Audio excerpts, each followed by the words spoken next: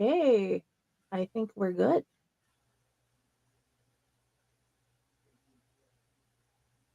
Everyone thinks because you're a zombie, you don't know good coffee. Well, they're wrong. There's only one brew that gets my seal of approval. Deadly Grounds coffee is my guilty pleasure. The aroma is so intoxicating. It brings all of my neighbors out of the woodwork. Deadly Grounds coffee. Coffee to die for and zombie approved. It's good to get a little deadly. Use the front door! Oh, they're so disgusting.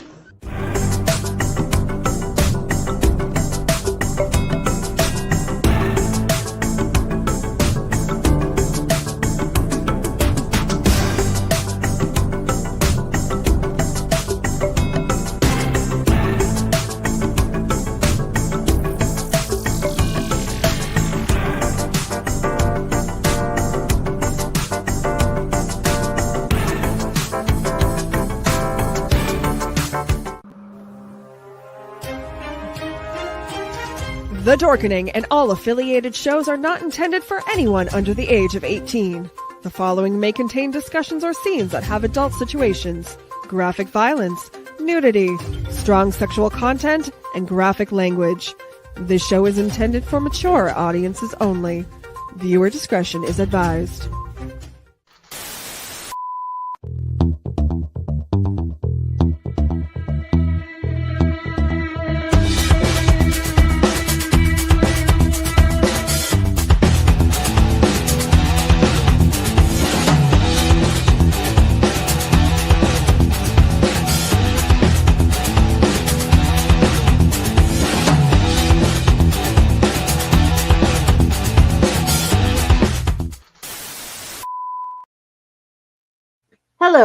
Hello, and welcome back to another episode of Unprinted Pages. And this episode, we get to have LD Wasor and Angel Nix and find out about their amazing worlds and what they write. Hello, ladies. Hello. Hello. Can I just make one correction? It's Wozar. Wozar. Okay. LD Wozar. Yes, I have mispronounced it a lot. I apologize. But I am trying to throw your books at everyone I can get to. So, yes.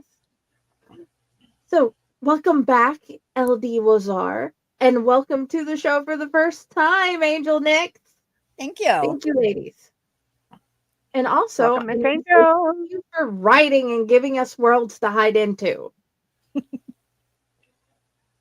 Pleasure. Gotta let the stories out. Otherwise, I would probably go a little insane. With the amount of stories you have written and published this year, Angel. Yeah, I understand that. So, well, I look at it this way. My muse is making up for lost time because I got COVID in 2020, in August of 2020. And from the end of 2020 to the end of 2023, I barely wrote 69,000 words. And I had to push myself to do that.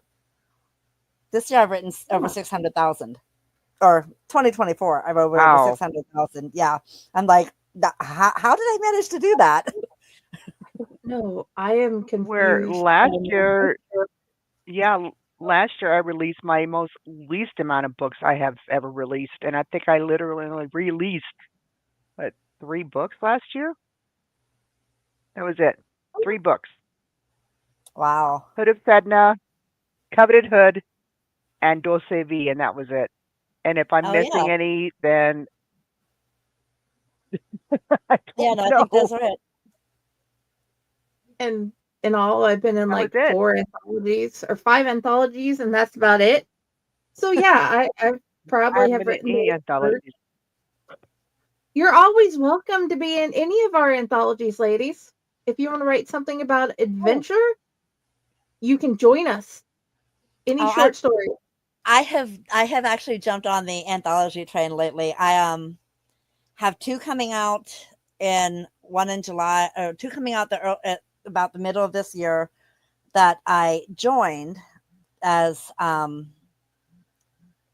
their charity. I had a brain fart there. they're charity anthologies. And then another one I joined because she was just talking about how she was still looking for some authors, and I liked the idea. And I was like, "Ooh, I could write for that." Oh yeah. And then I got talked into a shared world. That's a Beauty Beast retelling I with can't do them shared set in worlds. different countries. That is amazing. Well, do I'm well. trying to write to where my characters don't have as many accents and speak foreign languages and stuff. Because Google Translate has been my best friend lately. Yeah. Between Scottish Gaelic and Spanish, you would think I'd be fluent, but no. Mm-mm. And then you add in Rainer, and it's like he starts out speaking German. Reiner is German, Or yes. Reiner, sorry. I suck at pronouncing And the names. audiobook, the dude that did the audiobook for Texas Blood nailed it. Oh my God, his Reiner Wolf is just, he got the pepper everything. Reiner is kind of a dick, so I don't know how Jared can be with him that long. I would have killed him a long time ago. There's not your normal anything. Okay, so if you want to write a short story D&D-esque adventure story, I have put this everywhere I can. It's due like the 1st of February. You are welcome to join us. Send me a link when we're done with this. Send me a link to the information through Facebook, through Messenger, and yeah, because I play D&D. I actually have 2 different campaigns now that I play. So yeah, I could definitely write a D&D-esque short story. Okay, cool. I will send you the thing afterwards, and then for everybody else listening, I have put it in all our pages. I promise you could find it if you tried. And if you ask, I will send you the information like she has. But anyway, ladies, okay. I think the first question I should ask with the new books you have added, because you have added more since last time asked this question, and it's probably been like a year since I've asked this question or more.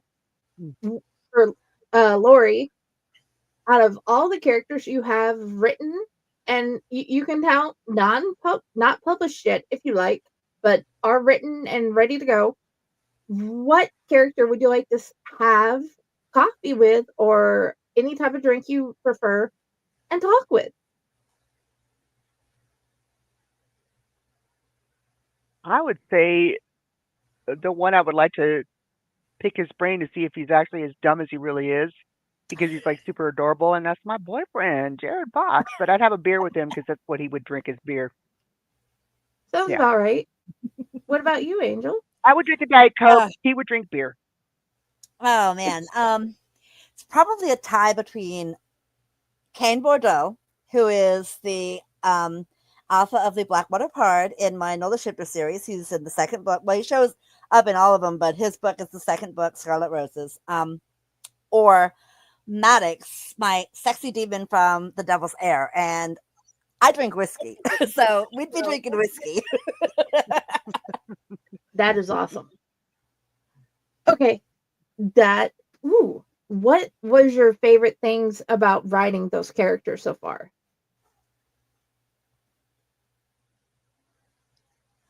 You go first, Angel. Well, with Kane, it's because Kane is Cajun. I kind of loosely based my Cajun characters after my grandfather. He was Cajun. He was from Louisiana. I actually had, if you read the books, you'll discover that my Cajun speakers use Cajun language. They say this, that, them instead of this, that, and them. My editor tried for the first 3 books to get me to change it and make them speak perfect English. I told her, I said, no. My Lala would come back would haunt me from the grave if I was to make my Cajun speaking character speak perfect English. I have had Cajun readers message me and tell me that they love that I kept it true to the way they speak. And authentic, and then with Maddox, I won't lie, Maddox is an asshole at the beginning. I mean, he's really arrogant, but he redeems himself, in my opinion. And I just loved writing a demon. I mean, that book, The Devil's Heir, is about 47,000 words, something like that. And I wrote it in 3 weeks. because the characters would not shut up. Granted, it took a little longer to do like the editing and self-editing and proofreading and all that, but I wrote it in 3 weeks. I have found new reasons to love you more. Thank you. Lori? I think the reason why I love writing Jared so much is because he's so much fun, and I just feel like the sky is the limit with him. You never know what he's thinking, what's going to come out of his mouth. He's all about pop culture, so everything that is added into my books, his favorite band is Bon Jovi, so he's got to mention Bon Jovi. I got little pop culture references that he butchers the crap out of all the time. He doesn't say certain names right, like there is a count that heads the vampire council named Count Epoch. He calls him Count Epoxy. He's foul. He doesn't give two shits, but you mess with his progeny, you mess with Reiner, you're messing with the wrong people because he will mess them up. And that's just because Jared is just so much fun. It's like, I've even had editors just like with you and the Cajun. I had editors that are like, this sounds really immature, blah, blah, blah, blah, blah. You might want to change this. I'm like, consider the character. It's Jared Fox, especially when he's calling Tiago Prince of Pee-Pee. He wanted me to change that. I'm like, nope, not changing it. I'm not changing anything that has to do with Jared because that's how he is. Oh, yeah. So if I wrote it like this, it's on purpose. No, seriously, you got to read it to see why I'm laughing, guys. It is lovely. Exactly. We write them a certain way. We write them the way the characters say to write them, and if you change them, then you're changing their voice and the story is not going to flow well. No, and it's not worth it. I'd rather the people you have pleased with them being who they are worth more to those readers. They're going to come back and they're going to know you're going to do their culture justice and do their personalities, because I know there are people like Jared in the world. They're my cousins.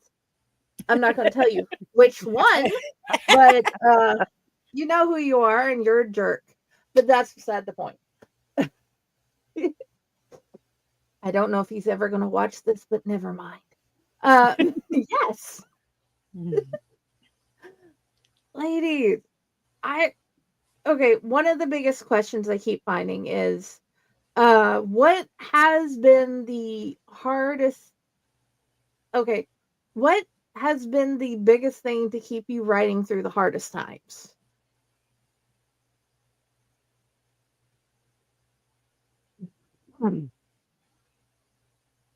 I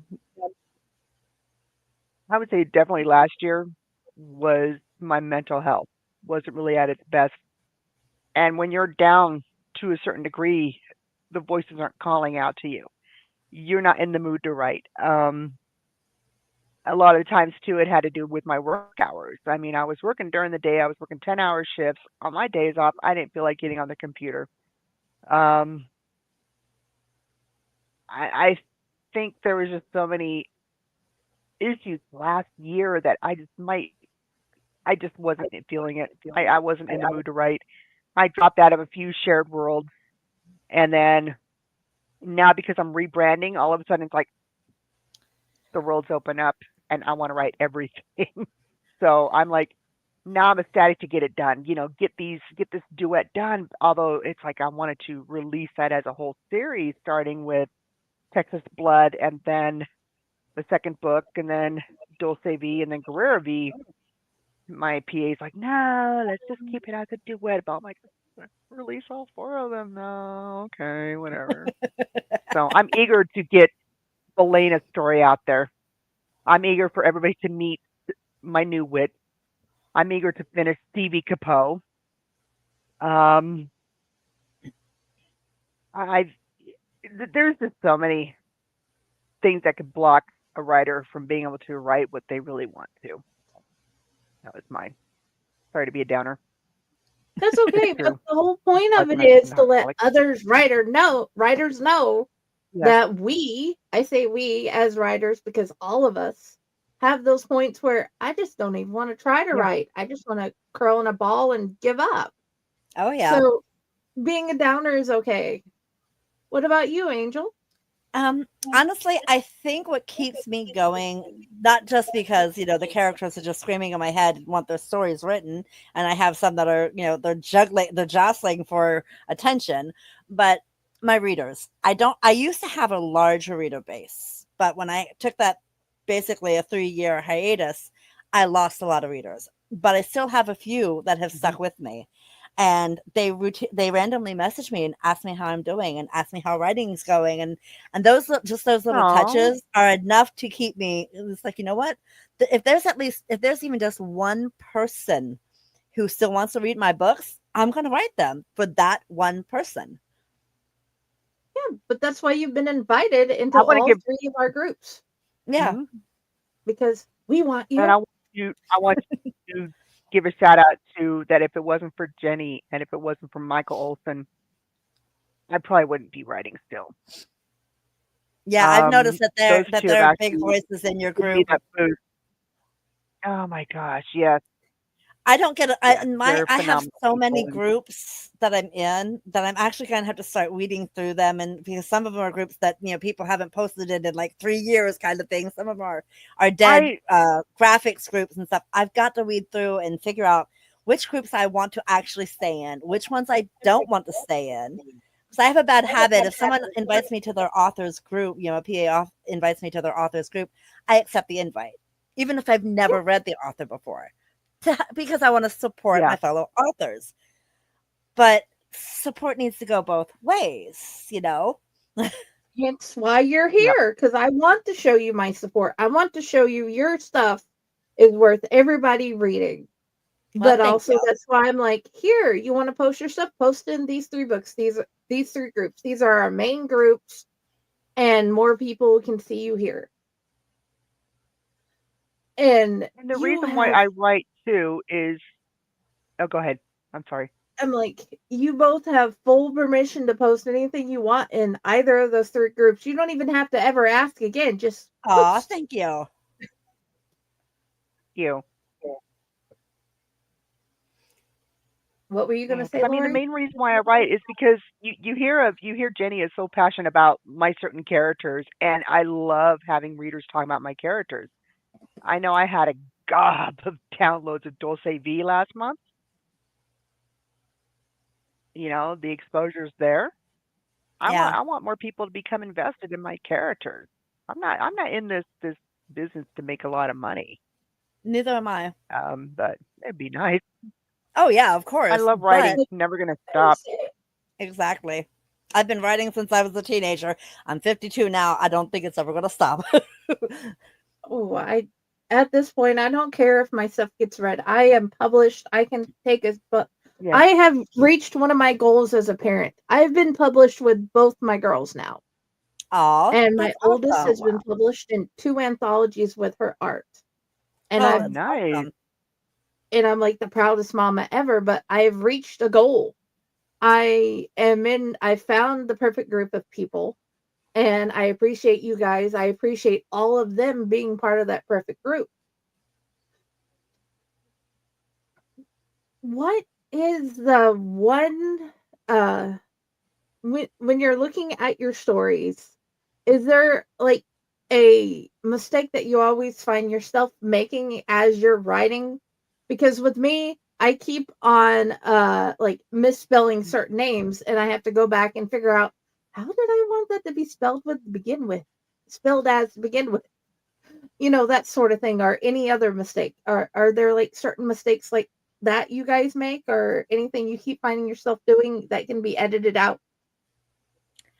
With me, it's when I'm typing a word that ends in ing, I am forever hitting the space bar instead of the N and having to go back and fix it. It drives me insane. I'm like, why? Why do I keep missing the N? I do that too a lot. So like he's beginning to tell the story, but it doesn't have an ending. That's what she's typing. That's what she's typing. Excuse me, typing, Yep. not typing. Yeah, type it. I gave up and let spell check win on this name, but Mariana, I kept wanting to do one N. Spell check's like, nah, it's got two N's. I'm like, fine, I'll just spell it with that way, whatever. So Mariana now it's And with names, I Rita. actually, because I was Yeah, horrible about trying to remember spellings and names. So for all of my books, I actually have like notes, and I take, especially if it's a series, I take notes in the series. And like I have a new pen name, YA pen name, and her first book came out in October. I'm working on the second book. I went into the first book and took out some sections where the main character in the second book was there during conversations, because they've got to match. Can't have the same yeah. scene with completely different conversations. So I had to go through that and yeah, I've got like, I think in that one, I think I have like 6 different notes, and I have it in the timeline where to add that note in.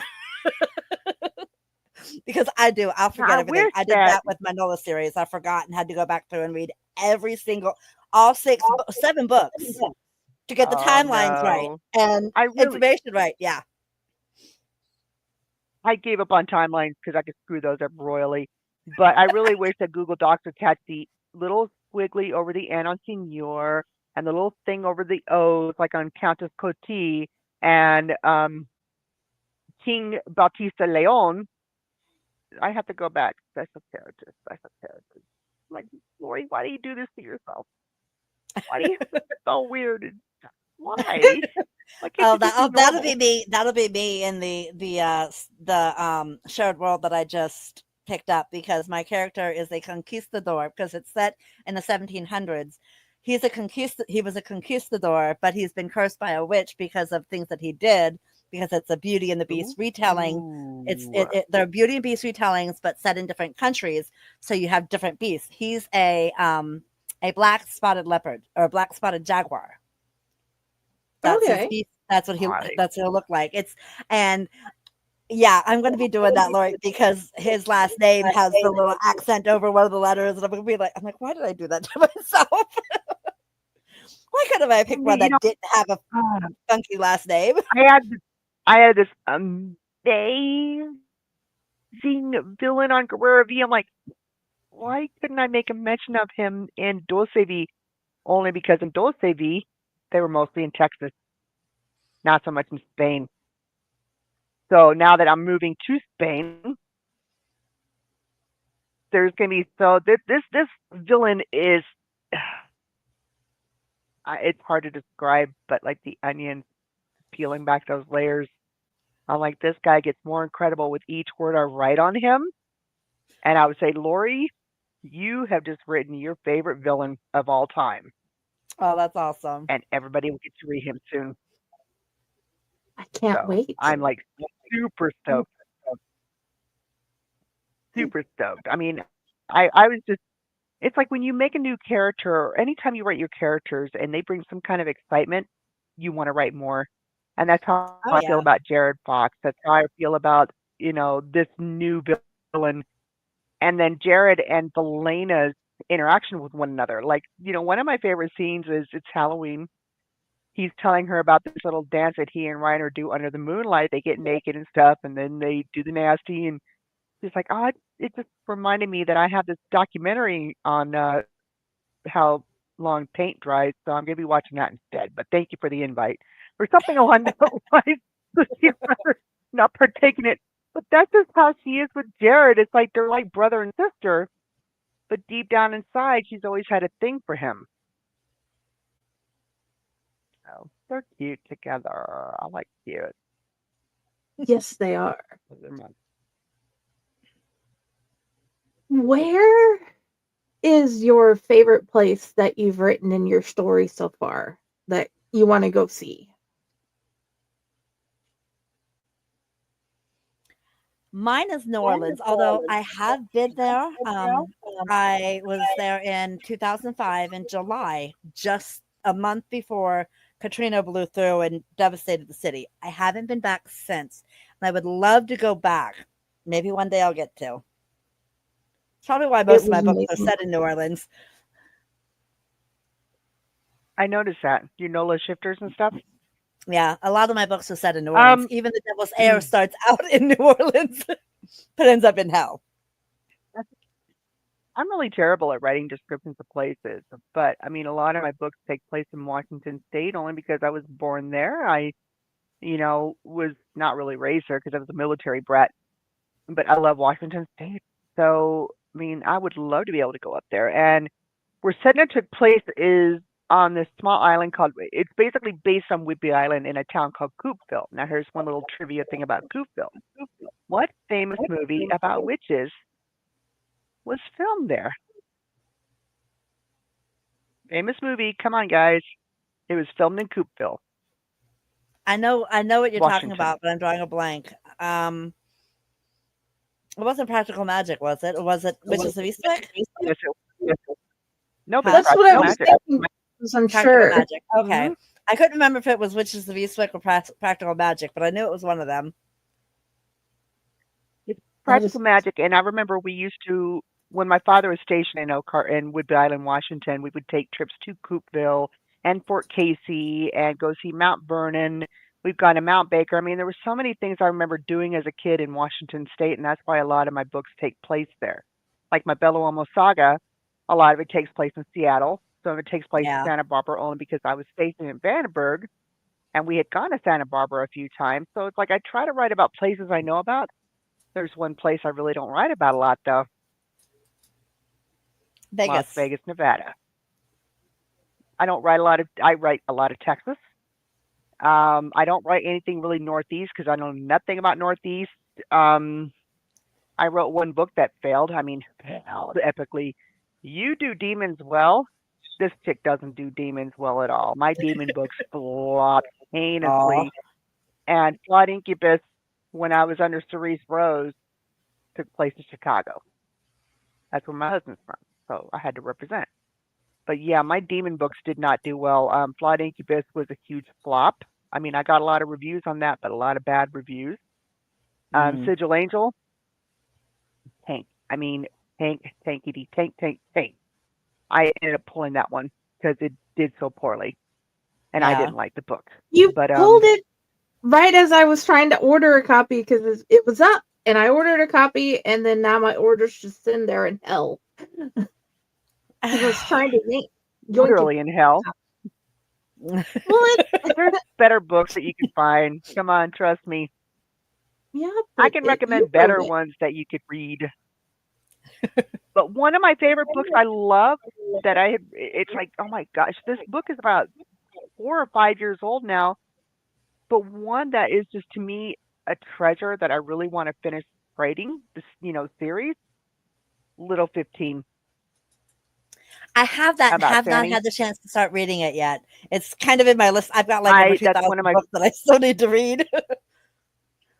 It's one of my favorite books I've written, and only because it didn't really get a lot of love and attention, didn't get a lot of readers. I just gave up on it and didn't finish the series. So it's like once it finds that life again, with the rebranding, I think it's going to really help. We're going to be reaching a broader audience, and because it is YA, I think the YA books and teen books scare away a lot of readers. Yeah. They're thinking, oh, angsty teens, But I mean, this is another one that's got an incredible villain. It was so much fun to write. It's just one book I absolutely freaking love the crap out of. That's the one I want to have, some love on it, is Little 15. Because it is just, I love the book. Absolutely love it. Okay. I will put that on my, have to get done this year playing with. That one, I will never, ever, ever pull. Ever pull. And she also, I did write one demon. Jenny, who's that demon that we all love? What's his name? Say his name. Say his name. Today. Etiel. Name, and I spend a lot of time with that woman. He was actually my lead in Flawed Incubus. Okay. And I do have Flawed Incubus in paperback. Jenny, I will hook you up. Please. and I the have copies of that. Belomo Yes, panties. I want all of them. Um, the duck guy. these are all for Jenny. Oh, All for oh Jenny. wow. Oh, it's so pretty in person. They're I busted. want them. So yes, so wild and so I want jaded. them. I love them. I will They never make me change happy. these covers ever. Yeah, no, those are gorgeous covers. Tasha, yeah, Tasha did a phenomenal job with the covers. I love these Yeah. covers so hard. But this is another series, Busted Vamp. If you blink, you missed it. And it's funny, it's the longest book out of the series. Yes. But And it saddens I me love that you took Casey them Bellawomo. down. I didn't realize I did. I'm gonna have to I will work on putting them back up though. I do want to kind of retweak them a little bit. They're still gonna be the same books. I'm not gonna get rid of these covers. These covers are meant to stay Yeah, forever and those ever. covers are sexy. Those are some sexy covers. Yeah. And the Texas Blood cover.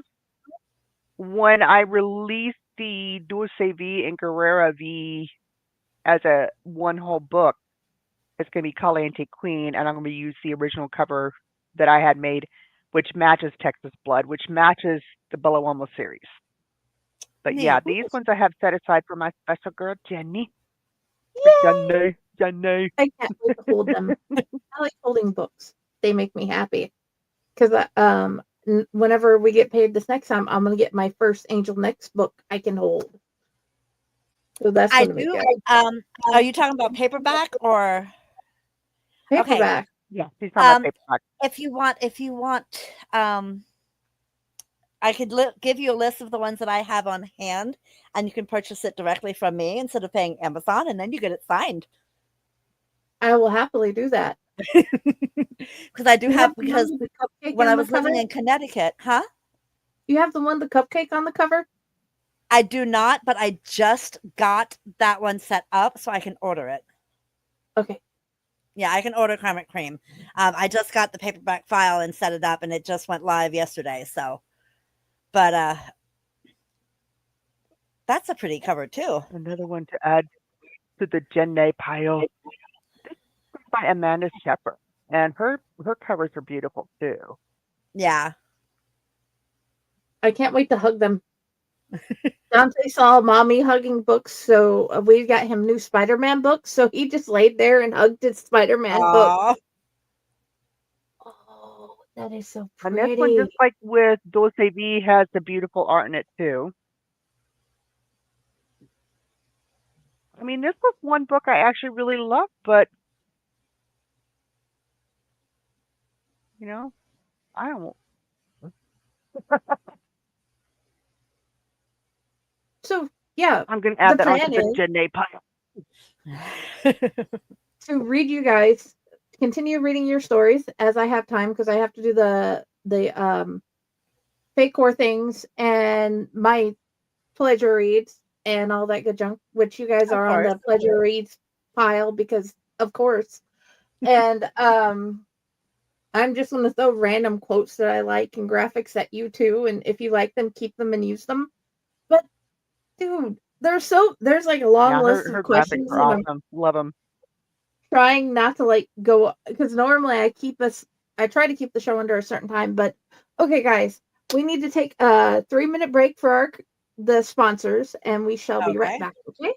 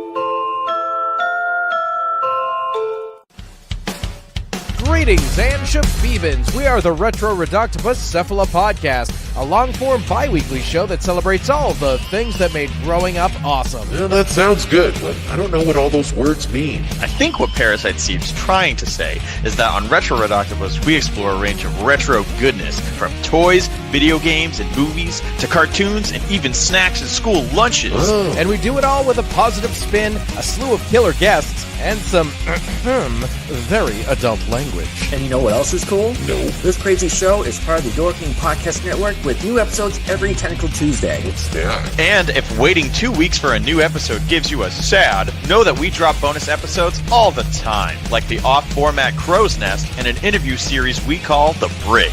You can listen to Retro Reductibus on Apple Podcasts, Spotify, Stitcher, or any app that's cool enough to carry the only show that celebrates all the things that make growing up awesome.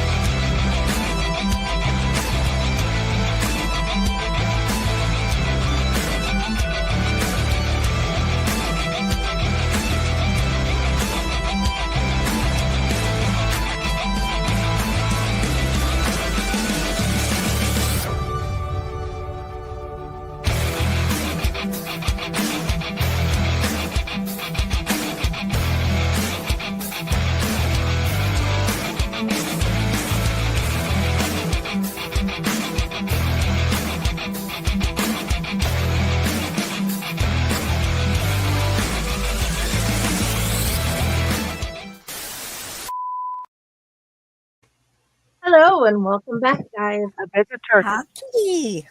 Woo, pretty baby. Hugo. Yeah, pretty giddy. Hi, Hugo. Camera, Hugo. You make me miss my Lunar. You're so beautiful. So, okay. He's like, I We're still just want gonna- down right now. Yes. He's like, I don't like this. There are people. That's okay. During the break, I have two little dogs.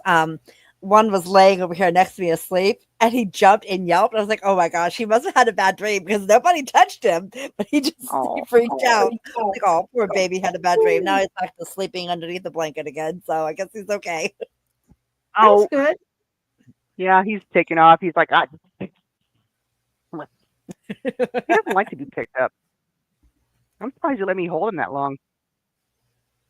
I can But understand that's not that. that business. That's not that business. Your baby's gorgeous. I can't post pictures of mine anymore. Are you guys plotters or pantsters or a mix of both? Panther.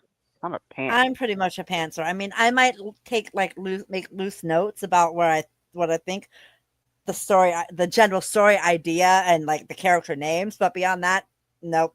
I've tried plotting. That's Ooh. my note. But Me too. yeah, that's gonna be for the Island Stream series. I have a story behind this though, and when I mentioned it to my PA, like I'm with that because it's gonna be an honor to my mom. My mom had given me the name Island Stream, and of course, when I mentioned that to CJ, she's like, "Oh, it reminds me of that Dolly Parton song." I'm like, "Yeah, I know, Islands in the Stream, blah blah blah," but it's not like Islands in the Stream. So it's a regent, and because I love Jane Austen, it's kind of got that little Jane Austen vibe too.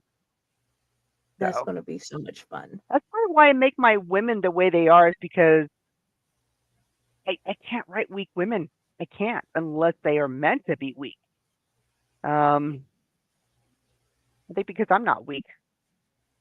I don't see a No. pretty boy and go, "This is my Yeah, I husband." can't write weak women Elena would be either. all like, "Nope." I mean, they may have Elena gone would be through like, some "I'm crap, gonna climb up but they that still tree have a and then I'm gonna backbone. drain them."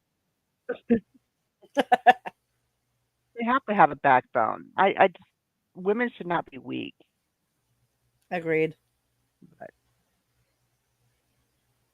And I can't write reverse harem either because it's like, I think I'm old school. My brain doesn't work with like a girl and 40 guys, and you know, It's like I'm a I'm like a one woman, one dude kind of chick. And that's You completely know, and I okay. love triangles. Yeah. And then Stevie's But like, you know the nah, thing, I want all of them. pretty much. Yeah. Except Rowan Shaw. She'd rather see Yeah. him dead. But he's hot. Most people. Dude, Jim has just looked at my phone and called him an asshole and explained ways he wished he would die. And Like, then, because I was listening to the original, and then you put the others out, and he's like, wait a second, something's changed. And then then I finally was able to explain to him, well, it's an alternate universe. yeah. Yeah. And I was talking with my friend I mean, Kyle, and he's like, I would love to read these books too, but I'm like, okay, they have audiobooks out. I just found out Angel Nix does have audiobooks, because I didn't know Yes. until that conversation. I'm like, Yes, most of you my can books, find I've got a few that aren't in audio yet, like Consumed in Flames, which is the third of my Phoenix, because I only recently got the cover done. And the person who had done the first two was supposed to do the third one, but she kind of disappeared off the face of the earth. I don't know if something happened to her. She had messaged me and told me that she was going to her son's wedding and that she was almost done and she would have it finished the following week. And that was the last time I'd heard from her. I tried messaging her through ACX. I tried both emails that I had for her, nothing. So I finally had to contact ACX and tell them, look, this is what's going on. I need this contract severed so that I can find a new narrator for this book, because she's disappeared. She's not, and I finally got it all back. So, and now that I finally have the cover made for it too, because the person who was making the paperback cover, she was having some issues and couldn't get it right. So I finally just gave up for a while, and then I got a cover artist that I'm friends with. Told her she only charged me $50 or no, $20 to do the paperback. No, maybe it was 50. Yeah, 50 to do the paperback. So I wasn't going to complain. That's a good deal for her to do the paperback file for me. So, Oh yeah. Well, if I had my way, Jonathan Ricardo would do all my books. In fact, that's probably how it's going to be, because he's just phenomenal. I mean, he did the first one he did for me was Scarlet Peacock. The Peacock's Lament. He did both Hood of Satan and Coveted Hood. Nailed the Stevie Scottish Brogue.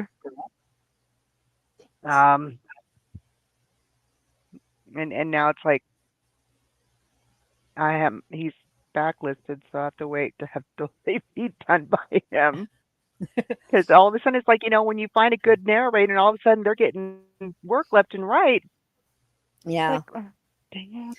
That's what happened with my Nola Shifter series. The one who did the first couple books in it, she wasn't able to do the rest of them because she was so backed up. She was like, she's like, it might be 2 years before I can get to the next book. And I'm like, she's like, that's just not feasible for it. And yeah, so I found someone else. And the only reason I went with her, she kind of misses a little bit on some of the words, especially like nailing the occasions properly. But when she sent her audition for Trailing Moonflowers, I loved the attitude that she gave the main female character, Mia. She just nailed her personality perfectly. And I was like, that's it. So, because she asked me, she's like, so why did you choose me? I said, you nailed Mia. You nailed her personality and her attitude. I'm okay with you maybe missing a little bit on some of the cadences in the Cajun speech. You nailed her personality. That's important to me, because she wasn't a flat character, and she read her as a character full of life and spit. She's a spitfire. So. Oh yeah, and that's like one of my favorite things, reading the books, or well, for me, I like to read and then listen. And then you guys just, I'm in the kitchen cooking and your worlds are around me, except for like certain scenes where I like pause or skip because tiny people. Yeah. Yeah, exactly, in my book. I mean, because I really wanted the guy TJ Smith, who narrated Texas Blood, to do Busted Vamp, or and Fierce Vamp for me. Yeah, sorry, I don't do females. Yeah. Like, good, dude. And you got Reiner and you nailed Jared. It's like, okay, fine. But here, Jonathan can do the female. He could do the male. I mean, he could do the accents. He's just so phenomenal. It's like, I'm not going to hire him. If I have to wait, I have to wait. Yeah, Oh, I wish I had the money He's one to of the best hire I've found. someone out because all of my And books are stuck in that's ACX why I, for 7 years. So, but yeah, once I get well, the I rights wish there back was to them, some that I I could will. take down. Yeah, once I get the rights back to them, hopefully I'll have the money to hire and have them redone. We'll see. Because, like an idiot, I I mean, I didn't had save Hood of files. Sedna. So, Yeah. Well, because I had rewritten Hood of Sedna and Coveted Hood from the time that Aaron Smith narrated the original one. But it's just like Jonathan blew me. I mean, just blew it out of the water. yeah. I was just embarrassed listening to Hood of Sedna because it was just a convoluted, disconnected, inconsistent piece of crap. So I had to go through and fix it. And it's like, you know, I was just embarrassed to listen to that audiobook, to be honest with you. So, and that was not on Jonathan, that was on me and the Yeah. editing. And that's why it's like now, since Hood of Sedna, I go through every one of my books with fine tooth comb. Dulce V, I was editing, re-editing, editing, re-editing. I had my editor on it. Even after she went through it, I was still going through it and checking it. I'm like, I'm not taking any chances in putting out a piss poor book. Yeah. But I do have to say, I got a 2-star rating from somebody on Goodreads on Dulce V. I wasn't Oh, very wow. happy. If you're going to give me 2 stars, explain why. Yeah. that Just would don't be leave me good. hanging. And I But noticed though a unfortunately, lot of people will do like a 1 star and won't leave a review. It's because what they're Yeah. doing is they're bookmarking it for themselves to read later instead of just adding it to their TBR list on Goodreads. It's like Okay. that messes with the rating, and a lot of readers don't know that that really messes with the rating when they do that. But it's because they plan on going back to it and will read it and then change their rating and their review when they're done with it. But yeah, it's annoying when they do stuff like that. Well, one thing I noticed about this reader is that the reader doesn't leave reviews. He leaves ratings, and he's in Finland. I'm like, I didn't know my book was selling in Finland. Oh Okay, wow. that's cool. dude, Yeah. I found out that we have stuff in countries I didn't even expect it to be in. We have books in Korea, and I'm like, people in Korea are reading our books? Mm-hmm. Awesome. Some no. I just thought it was like UK, US, Canada. Yeah, because No, those are the main Germany? stores. dude, there's Yeah. a public library in Korea that has a couple of our books. And That's I'm like, awesome. I didn't know that would happen, but oh wow. And I'm like, I've been in anthology in Korea. I'm also one of these idiots. I'll walk through Barnes and Noble to see if any of my books are. I'm like, wait a minute, I have to actually be selling them through Barnes and Noble. Dumbass. Well, Mine- if you were to go through like Yeah. Ingram Spark, then you would Mhm. have a chance of your books being in Barnes and Noble. But through Amazon, that. they usually won't end up in bookstores. Libraries, yes, or even drafted digital libraries. But to get your books in the brick and mortar stores, most of the time you have to go through Ingram Spark. And they're great for ebooks because it's free. But if it's a paperback, it costs you on top Yeah, of they're- buying your I ISBN. probably I don't know. I just know that they charge a Barnes and fee. Noble. They charge a fee for you to put your books there, and that's where all the bookstores use. They use the Ingram Spark catalog to Okay. order books. Oh, wow. Yeah. So I was like, well, first of all, I'd have to be able to buy the ISBN, and I don't have the money to buy ISBNs at the moment, so I guess I'm not going into the brick and mortar No. stores. You can And I didn't have any be- luck going wide, so you can be in Barnes and Nobles without having to be on Ingram Spark, but also Ingram Spark will fight you over your book cover for no reason at all. Yeah. Barnes and Noble, you can actually go into Barnes and Noble and actually, True. do it through them, which I was going to do. So I give a lot of my money to Barnes and Noble. I give a lot of my money to Amazon. So, Yeah. Yeah. let me see my book. That's It's why you right. people are on my Kindle. Oh, I asked for. Technically, you guys live in my pocket, and I got one of these because it's like reading one of those trade paperbacks from like the 90s. So yeah, Neat. you guys live in my pocket.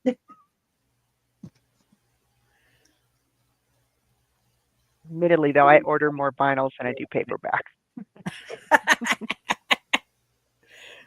I love my vinyl collection. I wish I could blast something right now, but I can't. What is your favorite dessert?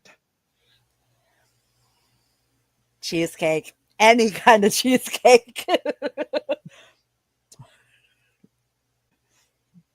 I'm a dessert girl. Ben and Jerry's is my weakness. Anything chocolate, death by chocolate, chocolate, chocolate, Oh, chocolate. yeah. But if I had to Chocolate. Oh, choose yeah. also, Absolutely. Got to have the chocolate.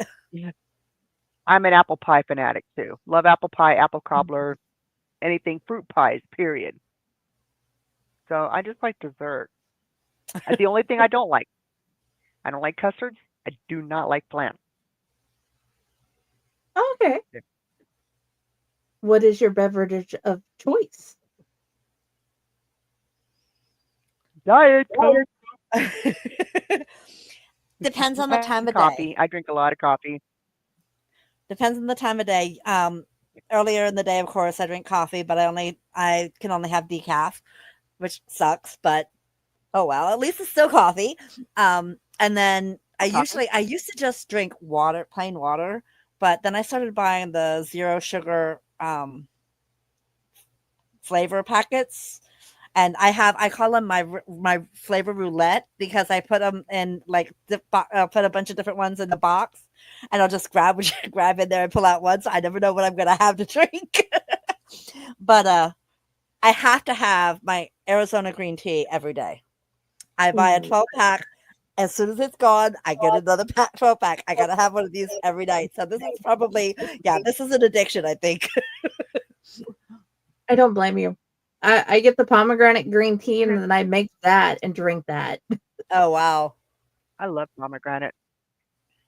But in the summertime, I make a lot of sun tea. I love tea. I do too. Kind of more refreshing than soda. But then again, here I live where it's like 115, 120 degrees in the summertime.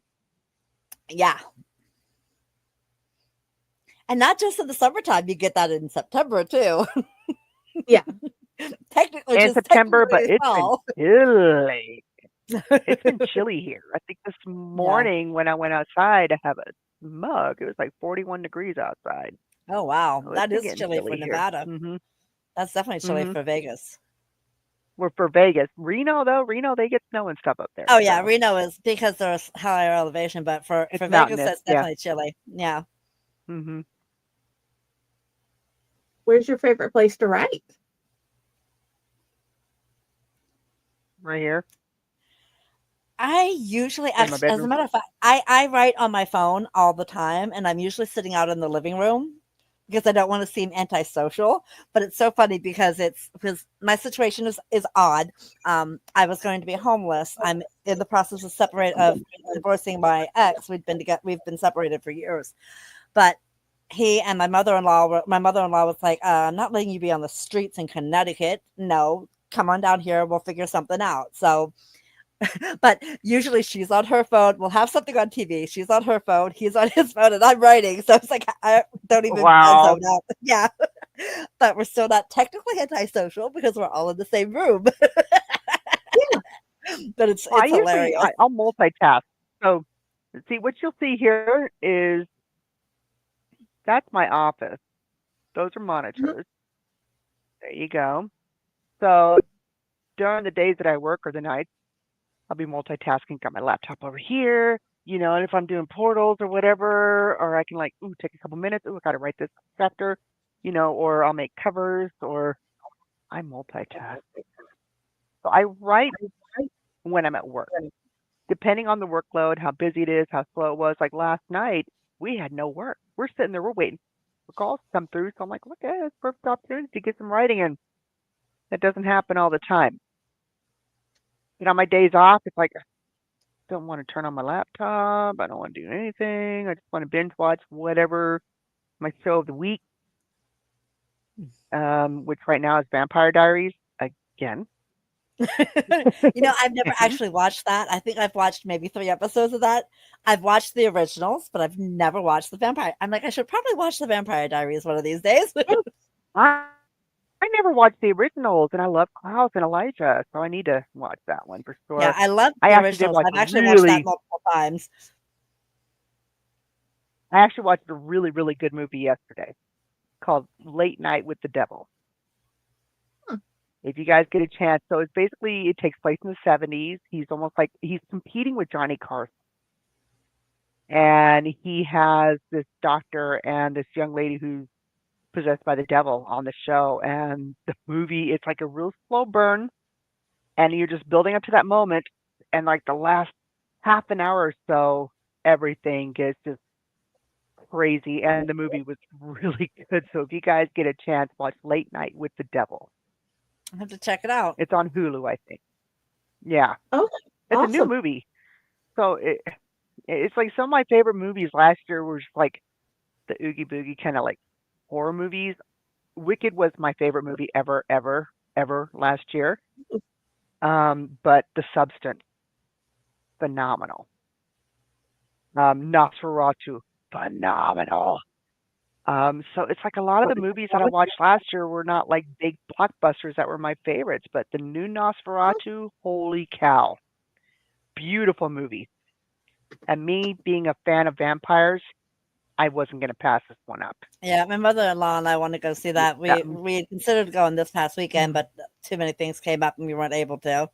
So it is so freaking phenomenal.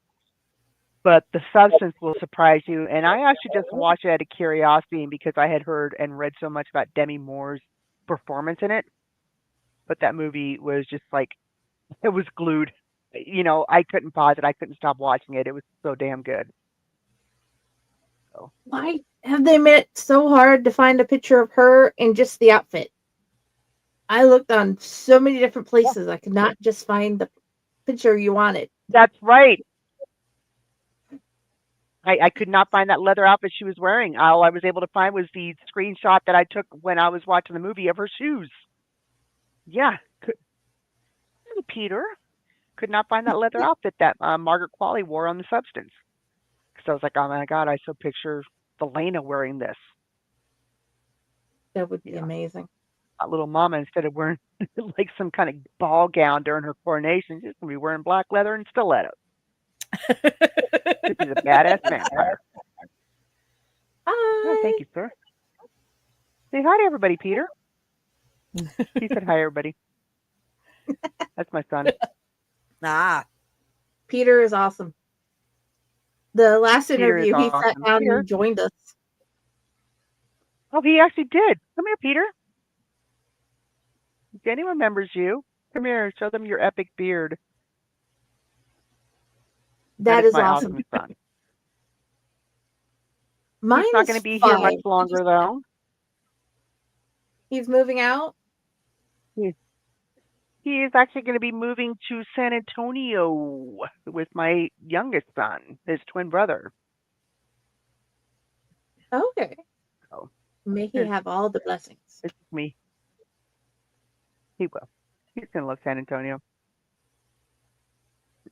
I'll be visiting that in September. Do you ever like to go out to places and write? Like coffee shops in the middle of the wilderness? I never have. But I mean, I can't say that because when I go to like doctor's appointments and I'm waiting to be called, I'll half the time be sitting there writing, or if I'm somewhere else where I'm waiting for my ride to get done with what they're doing, I'll write. So yeah, I guess I do write out when I'm not at home sometimes too. because I write on my phone, and people are like, "How in the world can you write on your phone?" I've just gotten used to it. I can't. It's easy. Dude, you can run multiple businesses off your phone and it's Yep. easy. Everything I do, almost everything but this is done on my phone. It really sucked when I had to get a new cord and I couldn't do this. Oh. But either way, where is the one place that you are scared to take your strongest characters?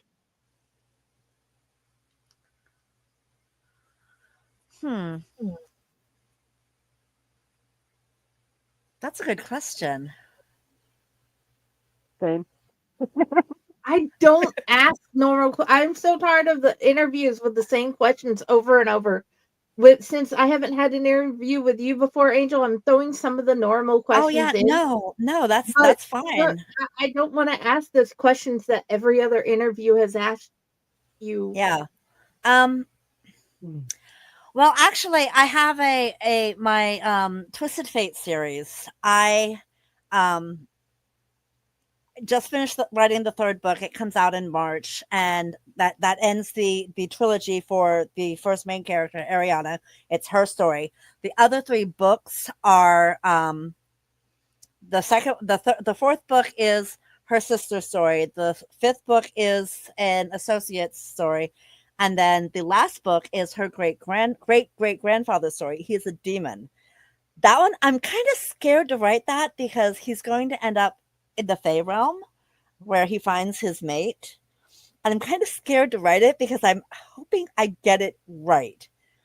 Because I've never really written, I mean, I have one scene in Twisted Lies where Ariana goes to the Fae realm with her mate because he's Fae. But I've not really made a setting in the Fae realm. And I have a couple of books that are Fae related that I'm planning on writing. So it's going to give me that experience. I just hope I get it right. The cool part about that is you can take going out of a your Word comfort document zone. or a notebook and just start writing notes about how you want it to be and like the rules and what it is. You can go ahead and pre-plan and then write there. Yeah. Or you can be like me and just don't even follow the rules, break them all, write what the hell you want. That's what I tend to do. I mean, hello, my demons. You know, most people when they write demons, they're evil, vile. They're evil creatures, and mine aren't evil. They're sexy as fuck. They just happen to live in hell and be demons, but they're sexy demons.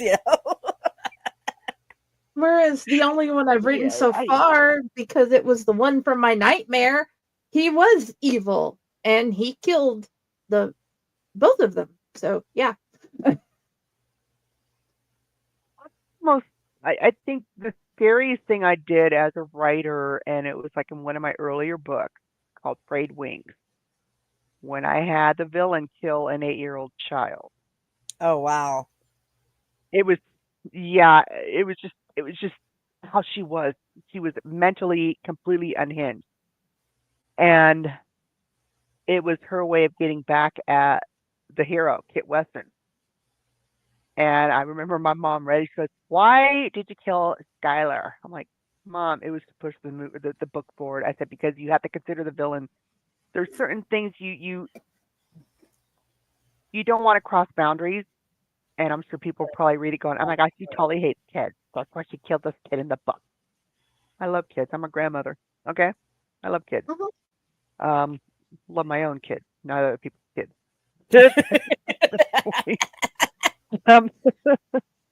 I think so. I probably won't do that again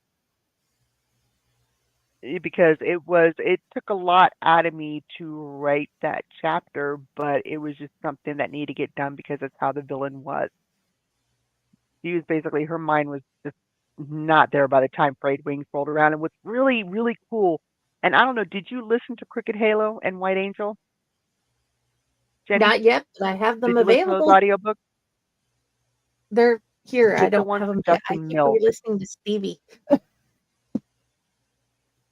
Well, I recommend you get Crooked Halo and White Angel and Frayed Wings narrated by Justin Mills, because what's really interesting is Sophie Wilson is not so much on Crooked Halo, but she does come on White Angel and Frayed Wings, and you can hear that arc. And he's got her sounding like a little bit normal in White Angel. It's like with each progression, each chapter she's in, and then come Frayed Wings, she's just like gone. He took that character arc just over the edge, and he nailed it. And it was just so fantastic what he did with Sophie. And that's why I recommend, if you listen to that trilogy, listen to the one narrated by Justin Mills, because Okay. he did such a fantastic job, especially with that villain. And when I wrote Logan Wilson, I was picturing Henry Cavill, because I was in love with Henry Cavill at the time, and I was just picturing that voice of Henry's when I was writing Logan. All of a sudden, here comes Justin. Hey, I see you got some food there, and I'm mighty hungry. Oh, that's just so mean, kitty cat. That was the voice he gave Logan Wilson. I'm like, fuck. So now when I'm writing Jared, I kind of I think of Logan Wilson. Yes, So you probably noticed that a whole bunch of your audiobooks were just like randomly bought during the sale and then more afterwards. I think the only ones I'm missing are the last 3 of Casey's and Texas Blood, because I'm trying to do those in order. I will hook you up with the promo code. So let me know. I don't have the redone Fierce Vamp, and I don't have Busted Vamp on audio, only because my narrator duped out on me, and I Okay, decided after that not to hire him again. don't blame you. He was going to charge me, he was going to charge me a lot of money to do Fierce Vamp, and I'm waiting, and I'm waiting, and I'm waiting, and I'm waiting for chapters, and I said, okay, he's gone way past the due date. I need to, I said, something's come up. I get this lie saying, oh my God, I'm going through divorce, this and that, which I'm not. I just want to break out of the contract. He broke it like that, and only because he didn't record anything. And he was also one that admitted he didn't like my book, so it didn't surprise me. There's a special place for him to go. Bye. If you don't Well, like something reading my right now. books, then don't accept the offer. Yeah, exactly. Because that what that does to an author is complex. When the narrators couldn't think of any of my books that they liked. I mean, he tore Chrome Poppies apart, and that's another one of my favorite books. Dude, and that was one where my granddaughter is amused. Chrome Poppies is great. She's That's like one of my faves. She's on my Audible. No. Anyway, let's talk about happy things. What is your favorite audiobook that you have out, Angel? I'd probably say Wild Lilies, mainly because it's the first audiobook I had, and it's the first book I ever wrote. Okay. I wrote it in 2017, and it's so funny because it was supposed to be a series. Wasn't even supposed to be set in New Orleans. This book was supposed to be set in a small town in Montana. But I was talking with a fellow author about my idea, and I jokingly said, hey, maybe I should set it in New Orleans instead. She lives in New Orleans. She's like, yes, do it. So I was like, okay, fine. I'm going to change the setting. And then as I'm writing book 1, other characters started screaming at me like, hey, we need books too. So it's actually going to be a 12-book series. I'm in the process of writing book 7 now. Book 7 is MM, and book 8 is an FF pairing. Nothing wrong with that. I don't care fun to write. Who's paired. Well, which gender's paired with what. I just want the story. And sometimes, dude, it's like Dr. Nairi Bakalian. Yes, they're all FF, but you get the story, you get the all the things that come with what has happened in their life, and they're just dynamic. And that has been I don't care about the pairing. I just I'm the want same way. If the story is there, I could care less what the pairings are. and that's why I've been so like addicted to LD Swords, and that's why I've started adding you into my pocket of 13,000 books. The really funny thing is I'm not kidding, 13,000, because at the beginning I'm just like I need something to read, and the amount of free books on Amazon was like wow. Yeah. So, and then they have stuff your Kindle days, and you can get like 100 books at one go. So yeah, Yeah. but dude, Yeah, I and actually had That's Scarlet that's how I Roses end in up the getting most over. recent stuff your Kindle. That's how I end up with 3,700 something downloads for Dual Save V was Step Your Kindle and I hope and Ash's Advent. Yeah. that was awesome, and I hope you didn't take offense to me saying, "Hey, this one's not working. This link is working," in the comments.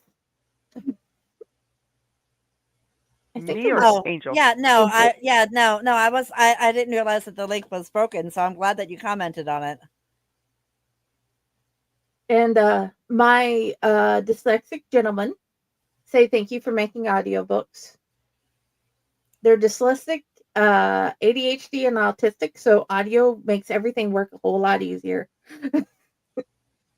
So, I do have speaking of dyslexic, Justin Mills, who I told you about, is dyslexic. Oh, wow. There are certain times you could tell, but other times he's just so magically talented. You can't tell. oh yeah.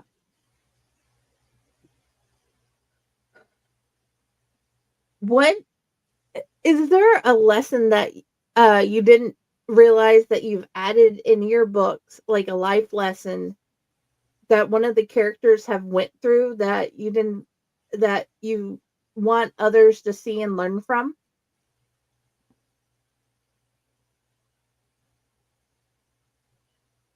Don't be like For Jared. me- No. um, with some of my books, you'll find that I do add certain things, like things that people can really go through, like in Midnight Orchids, she was in a 5-year abuse. Now this book actually was a labor of love, because a lot of what I put in it about her backstory loosely was relevant to my own history, but she was in an extremely abusive relationship for 5 years and got away. Mhm. He stalked her. He found her, tracked her down to New Orleans, and but it shows that if you're willing to get out, you'll do whatever you can. She stole his car, grabbed the money, all money he had in his wallet, and then jumped on a bus and made a bunch of different routes until she finally ended up in New Orleans. And it was just like, give me the next bus out of here. I don't care which one it is, kind of thing. Mhm. And so in a way that's kind of, and in Radiant Violets, the main character Casey was at a summer party and was drugged and sexually assaulted, and she ends up pregnant at 14, going on 15. Life lessons about how that can affect your life. I mean, she went from being not necessarily outgoing, but completely a complete shut-in. I mean, she was focused on raising her child, and she didn't really go out. She worked from home, but she's finally convinced to move to New Orleans, and that's how her life kind of gets better when she finally moves. So I try to add a little bit of real life into all of my books, or most of my books anyway, because yes, they're shifters, but they're people too. Is how I look at it. But there's still strength to learn from it. Ways to learn that, Exactly. hey, this happened to me. I can do the same thing this character has done. Exactly. Um, sorry, I'm trying to bounce back from these different ideas that you've given me. Now, definitely I want to read this, but I know I need to finish this other thing I'm reading. But anyway, I was gonna say I don't think I write life lessons in my books that I know of. I really don't put a lot of myself into my books, 'cause then you guys be bored stiff. I don't. Well, you make your characters, you make your women, your female characters strong. So in a sense, that is a life lesson. It shows that you don't have to be a weak. no, You don't have to let men walk all over you. You can stand on your own 2 feet without the support of a man because, I am woman, hear me roar. Exactly. and ripping off Exactly, and certain that's why body I write them parts the way I do, is or perfectly draining fine. them. Just draining Exactly. them, ripping off things, it'll be fine. They're not going to bother you ever again. And I think it shows that, yeah, I know, whatever. I could be like Miss Negative Nancy at times about certain things, but it also shows I kind of have a really twisted, morbid sense of humor too. Yeah, Like but the one also, scene in Dulce V where she's in the hotel room with the twins, the twin vampires, and they thought they would try to overpower her. One point, I don't know why I wrote this, but I did. After she rips off the one twin's head, she's lying on the bed with the other twin, and she's like moving the one twin's lips like he's talking. It's been- Oh my God. I don't know what goes through my mind to write that kind of stuff. It's just like I can see this scene in my head, and I'm just like laughing to myself, going, "Oh my gosh!" And certain things all right that Jared says, and I these characters crack me up. It's like, okay, you know what? Hopefully, readers will find this as funny as I do. Like, you know, And you in know Guerrero what? If V, they don't, then they're just not your readers. That's all there is to it. exactly. In Guerrero V, Jared is comparing the situation with the whole crown of Glacier Rojo with Goblet of Fire, Harry Potter. yes. And of course, Reiner has no idea what the hell he's talking about because Reiner doesn't watch movies and stuff. And then there's even another chapter to where he's talking about Belena and her love of cooking shows, and he thought the show Beat Bobby Flay was that they would have people come on the show and they would beat the crap out of Bobby Flay, but he didn't have any idea that it was about cooking. Oh my This gosh. stupid shit I had. Well, because it's not the character. Two things. I'm like, okay, I watch too A, much TV. no, I like how many you watch, how much you watch. And them trying to, it's like the thing where they're trying to teach her how to be a lady with the movies. With My Fair Or Lady. in Casting Doc, where he's like giving play by play with him and the demon, and he's talking about how he cock blocks himself. That was like so much fun. Which book was that? Cascade Doc, where The the dad Cascade Duck. comes Oh my in. God.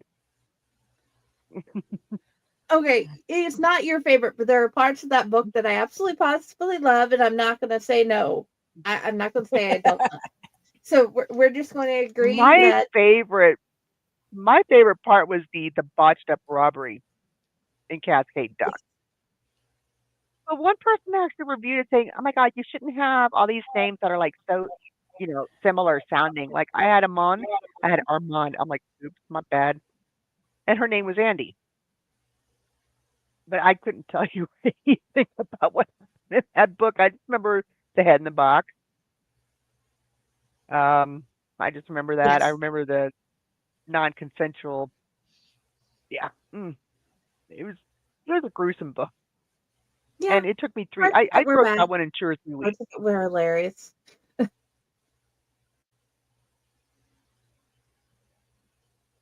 But I'm like, Cassie Duck could have been better, but a lot of people actually did like it. I'm like, I was really surprised because one of my favorite books. You were asking favorite audiobooks. I never really said Yeah. which my Oh, I favorite haven't got to audiobook that yet. was. That was the next book. The next two questions were, what is your favorite book Sorry. that you've written so far? And whether or not it's not your favorite, what is the one book that you wish people would read more with your whole catalog? My whole catalog? Both of you. That's The for entire Billowoma Vampy saga. I love Casey. People need to read Casey. My favorite book, I have to honestly say, that I wrote, and I'm probably not alone in this, Scarlet Peak is one of my favorites I've written. I love Scarlet Peacock. That I was love one of my that book. favorites. For me, That was one The of my Devil's faves, Heir. and that's Devil's Lair. see. The Devil's Heir is my favorite book I've written. Mainly, partly because yes, it only took me only took 3 weeks to write it because the characters wouldn't shut up. But Kaya was just so freaking fun to write because I mean she's like, excuse me, but I don't like him. No, Dad, I'm not going to be betrothed to him. Screw you. Takes off her signet ring, throws it, and disappears in a cloud of smoke. You know, I mean, she was I loved writing her. That was awesome. I think what really made me love Scarlet Peacock more was Countess Yvette Cote. She was so much fun and such a bitch. Right. Yes. But yeah, that's definitely one of my favorites. My favorite audiobook, I have to say, is Game Over, done by Callan David. You know, it's a short little story. It's more for young adults. Oh yeah. But when I told her, there's this one character named oh my god, what is the sister's name? I completely forgot her name. What the hell? I said, make this girl as ditzy as possible, and the girl was like this, like, oh my god, this could not be more perfect. She needs to be dead. Okay? Like, oh my god. And you got the Valley Girl. She got the whole ditziness, and I forgot what's the character's name? OMG. What I forgot book? the mom's name too. That's pretty sad when I can't remember the characters' names in my older books. That's pretty sad. It happens I to us can't all, tell I you the think. name. Dude, I just got published, and like 5 or 6 of my like 10 or 15 of my flash fictions are in this new book that just got published, and I can't tell you what most of them are about. So yeah, I understand that feeling. I had to write down my new characters because I'm like, I was going to go with my old ones, and I'm like, oh, these are actually pretty cool names. So in the Island Stream series, it's going to be Mardella Quinn, Orion Lovelace, and Daigle Payne. I'm like, those are really lame names now that I really look at them. I don't like them. I may have to change the names. That's always doable. What Names. book are you? Which books do you hope people would check out more? Whispers of Hope. It is a light BDSM book, but I wrote it in 2019 for a cancer awareness anthology. And once the anthology was over and I got it back, I finished fleshing it out. And I love the book. I love her story. She's in her early 30s. She cancer runs in the family. Her mother died of it. Her grandmother died of it. Her aunt had to have a double mastectomy. She gets the bad news that she's got it in one breast and potentially in the other. And the gentleman that she ends up being in a DS relationship with, I mean, she's liked him for 5 years. He's like kind of one of those things where they liked each other from afar situation for a while. He helps her through the process of she makes the decision to just have double mastectomy done because she doesn't want to have to go back later on and have the other one done because chances are she'll end up having to. And she hates her body because, you know, she had a nice rack and now she has nothing. And he helps her to realize that she's still beautiful. So that's one book that I really wish readers would give a chance. That is awesome. Mine's easy. I would just say Texas Blood because that's, second to my favorite, to Scarlet.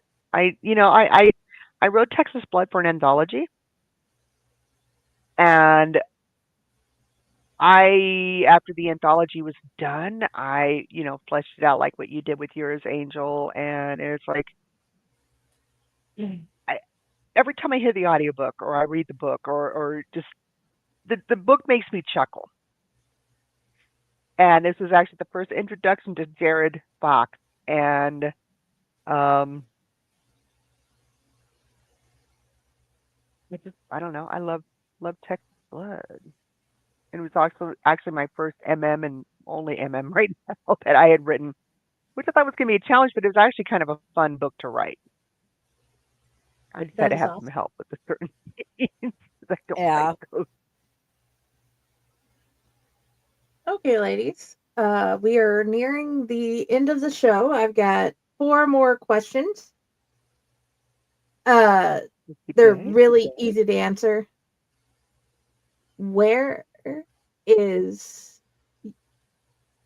where do you want people to find you? Angel? I am on Amazon. I'm on Barnes & Noble, Kobo, Apple, Smashwords, and Eden Books. Eden Books is an indie-owned online bookstore for romance authors. It's edenbooks.com.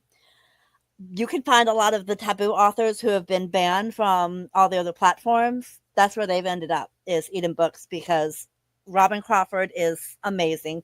She saw the need and decided this is what she wanted to do. She has struggled. There are some, she's admitted that there have been times where she's just wanted to give up because it's taken longer for things to take off than she had hoped. But there are so many authors on there that she doesn't want to do that to them. She's like, no, I'm going to persevere.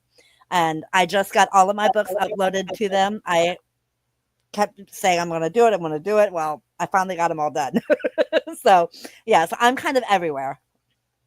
Okay, awesome. What about you, Lori?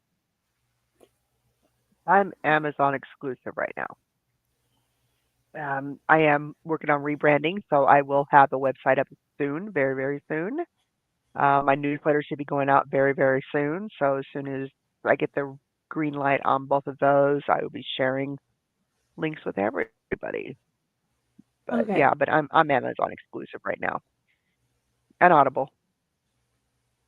Well, Audible is Yeah. Amazon. Yeah, and Audible as well, but yeah. Yeah. What is your favorite ice cream? Strawberry cheesecake. Actually, for me, it's a tie between that and mint chocolate chip, but I love strawberry cheesecake ice cream. Just cheesecake for her, period. Yep. I found Yep, a new anything favorite. It's cheesecake. actually yeah, it's by Haagen-Dazs, but it's a coffee brownie chocolate thing with Oh, coffee and the wow. brownie, and it's Oh, wow, that good. sounds delicious. That's my new favorite. It's really good. Really good. I'm gonna have to Come try on, it. best of both worlds. I'm Coffee going to and have to chocolate. check it Come out. on. Yeah, I'm going to have to check it out. Yes. Next time I go to the store, I'm going to have to see if they have it. It's like, I'm going to look Haagen-Dazs, coffee and chocolate. Okay, mine. Haagen-Dazs. Exactly. Yeah. New plan. I think that's what it is. What is your favorite author? I want it now.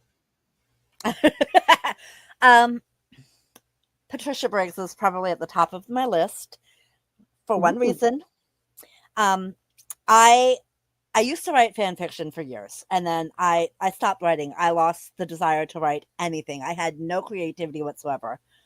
I picked up a copy of Moon Called, which is the first book in her Mercy Thompson series, at a thrift store. It just sounded interesting, so I picked it up. I read it. I devoured it, and then started reading every single book in her series, along with her Alpha and Omega series. I've read almost every book in it as well. And I started writing fan fiction based in the Mercy Thompson world. And one day I went, you know what? I want my own kick-ass characters like Mercy Thompson. Screw writing just fan fiction. And that was how I actually started that's how Wild Lilies got its beginning, because I wanted my own heroines that didn't take shit from people. That is awesome. What about you, Lori? Favorite author? I would say favorite author, James Patterson. You would think I would write crime drama, but no. No, I love James Patterson. Anything James. That is Nora awesome. Roberts, Stephen King. It depends on my mood. Stephanie Meyer, yes. Twilight is a guilty pleasure for me. Nothing wrong with that. Nope. They are also on here. I actually got a whole book set for Mother's Day last year. That had like all 7 books. Speaking about Twilight, mentioning Twilight, this actually reminds me of something that happened in the car last week. We were driving, and my ex said something about Washington, and my mother-in-law says that's where all the vampires live. Because it's so overcast all the time that they don't have to worry about sparkling. I cracked up. Oh my Lanta. I was like, okay, my vampires. That's why all the vampires live in. Yeah, I was like, so that's why all the vampires live in Washington, because they don't want to sparkle. Okay, last question, and then we should probably go. Can zombies climb? Mine can. Well, technically, my YA pen name's zombies can. I've got a zombie apocalypse story that I'm working on for her. Please tell us the name of the spy. I know. It's Mina Raines, Raines. Mina Raines? Mina Raines. Her first book is Savage Pursuit, and it's a NOLA shifter. It's a NOLA series. I was challenged 3 years ago to write a YA shifter series set in New Orleans, because a reader was going to pick up one of my NOLA books for her daughter, who was a teenager. And I was like, if she's under 18, you don't want that. It's like, my books are spicy. So she was like, darn it, because she really loved shifter stuff. So she challenged me, and I finally got around to accepting the challenge and wrote it. So, but yeah, Mina has her zombie book is When the World Ends. That's the title of it, When the World Ends. Okay, awesome. Lori? And zombie time. Okay, now the zombies on the Mummy were able to climb and jump on buildings, like the zombies on The Walking Dead couldn't. So it depends on the perspective of whoever's writing whatever story, is whether or not they can. Just like, can vampires climb? Can vampires jump up high? Vampires can do whatever the hell you want vampires to do. Same with zombies. What about your headcanon? So, I mean, if there were zombies in any of your worlds, would you allow them to climb? Well, hell yeah. Because you want to give your heroes a challenge. Honestly. Exactly. Yeah. So I want to point out something that's had something to do with zombies, but it's just like weird things that we will actually research. Like, I had to look on how fast a turbine engine on an airplane goes, because it's actually going to be used as a weapon in Guerrero V. That is awesome. I can't wait. There's no zombies in Guerrero V, though. But then again, you might have just given me an idea. I'm not sure yet. That's entirely possible. I'll take whatever I get, and then my kid will use it to do math. I think the next one I really want to venture down is, I have not written werewolves. That will be So I'm fun. thinking Nora or Della Skye may have to do a werewolf book, because I'm thinking Western werewolves, Damn Nirvana, vampires. Dude. Yes. That would be awesome. Okay, guys. Thank you all for coming. Bye. Thank you for having me. Thank you. Thank and you. And if you'll stay after we do the last video and in recording, I have a question. Okay? Okay.